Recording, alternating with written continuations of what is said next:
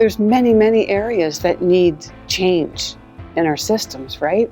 And education, it seems like we're coming up behind all the time and trying to catch up with what needs to be innovated and worked with and changed. So this is a really important place to be when we recognize that it's available to us as educators to be the promoters of this change and not wait for somebody else to say, by the way, this is the way it's going to shape up.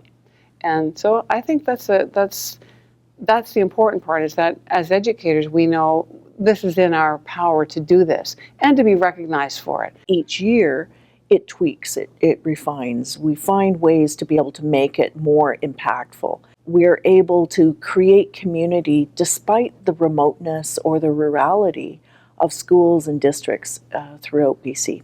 That's really important. We've funded 39 projects. We've had a range of project leaders. For the most part, it's been an open book in terms of the kind of innovations and the kind of things that people might actually do to make it okay for people, not to create projects that are wrapped up and tied with the little bow at the end of a school year. And it's been okay to say, you know what, you can broaden this inquiry, you can deepen in this inquiry, and you can do that in a multitude of ways, and that's all okay. I've been involved in public education for over 40 years. Too often we don't think parallelly about great ideas, but also the implementation and the community building and the collaboration. People need to see these pathways, I guess. A pathway to innovation is that's what's being offered here. I'm really interested to see how these things have evolved over time.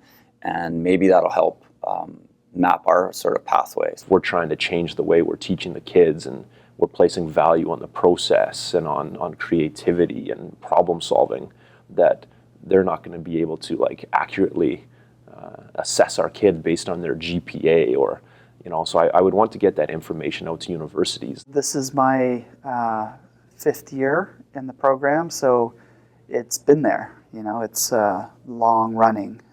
People should know that because that means something. You're not just investing time in a one-off. You are able to, count on it. Oh, right, there's all these people in these little tiny Vanderhoof and Williams Lake and Sparwood, right? That are doing really cool stuff, and it's not just hillbillies, right? You guys are doing awesome stuff, and there's there's a lot of brilliant people that are doing great stuff for kids, and those kids are lucky. There's a group of people that are really invested in their work. They're passionate about their work and about their own schools and their communities and their programs, and they're consciously working towards change, but not just randomized change. It's change with purpose. It's thoughtful change.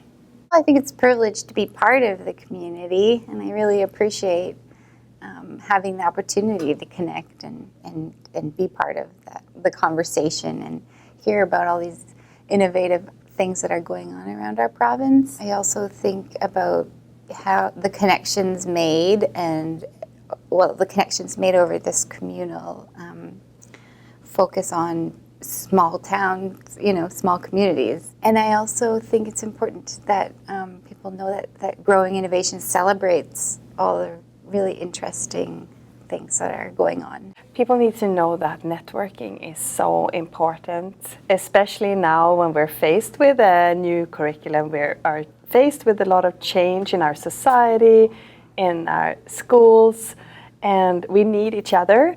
And that's where Growing Innovation provides almost like a hub for us educators to connect to, meet, communicate, and I never know how to summarize anything.